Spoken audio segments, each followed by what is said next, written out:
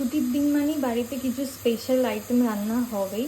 তো সেই জন্য আমাদের সকাল সকাল অর্ডার করা হয়েছে চিকেন। আজকে বানানো হচ্ছে একটু চিকেনের জন্য পেঁয়াজটাকে ভালো করে লাল লাল করে ভেজে নিচ্ছি, তারপর চিকেনটা দিয়ে দেবো।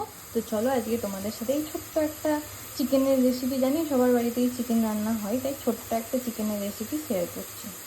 পেঁয়াজটাকে এখানে ভালো করে ভাজা হয়ে যাওয়ার পর লঙ্কার গুঁড়ো দিয়ে দিয়েছি, হলুদ গুঁড়ো দিয়ে দিয়েছি, এবার চিকেনটা দিয়ে দিই। চলো আজকে একটু অন্যভাবে রান্না করছি চিকেনটাকে। ফার্স্টে পেঁয়াজ ভাজার পর চিকেনটা দিয়ে দিলাম, এরপর এর মধ্যে আমি দিয়ে দেবো একটুখানি আদা রসুন আর গোলমরিচের পেস্ট।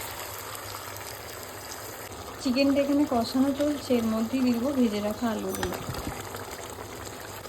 চিকেনটা এখানে কষানো হয়েছে আর কালারটা এত সুন্দর হয়েছে। চিকেনটাকে এখানে আমি ভালো করে কষিয়ে নিয়েছি, মশলাটাকে একদম পুরো ভাজা ভাজা করে নিয়েছি। চিকেনের সাথে পুরো লেগে গেছে মশলাটা, একদম পুরো কালো কালো হয়ে ভালো করে কষানো হয়েছে। তবে এর মধ্যে আমি একটুখানি গরম জল ঢেলে দিই।